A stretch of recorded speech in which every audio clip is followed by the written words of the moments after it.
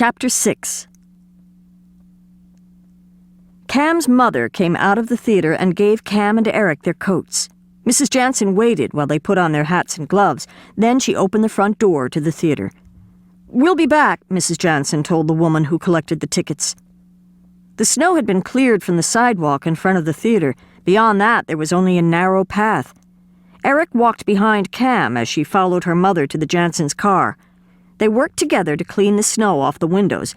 Then, while Mrs. Jansen started the car, she asked Cam to please tell her who took the film. "When I said all those clicks, I was looking at the people I saw in the lobby. Angela Kane was there, wearing a big red hat. When Dad saw her in line, he thought she was one of the actors in Shoe Escape. Well, she was." "What does that mean?" Eric asked.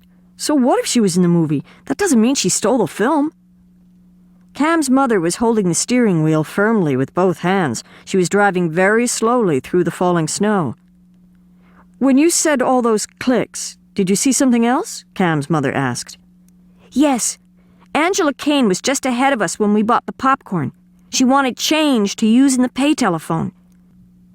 "Do you think she's the one who called the man in the projection booth?" Eric asked. "Yes, that's just what I think," Cam said. "And when he came to the phone, no one was there because Angela Kane was on her way to the projection room to steal the film." "This is Taft Drive," Mrs. Jansen said, "and there's a good spot to park. It's almost all clear of snow. Someone must have just pulled out." "But why would she take the film? What was her motive?" Cam's mother asked as she parked the car. "I don't know," Cam said. "She's probably not even home," Eric said. "She's probably still at the theater watching the monster spiders." Number 358 Taft Drive was an apartment building. The front door was open. Cam's mother looked at the mailboxes and found Angela Kane's name. She lived on the first floor. When they reached the door of the apartment, Eric whispered, "I still think Mr. Bender took the film. He has a motive." Mrs. Jansen knocked on the door. She waited. Then she knocked again, louder. "Just a minute," a voice called from the other side of the door. "Who is it?" "I'm Helen Jansen. I'm here with my daughter, Jennifer, and her friend Eric Shelton." The door opened, but only a few inches. A chain lock kept the door from opening any wider. "Are you Angela Kane, the actress?"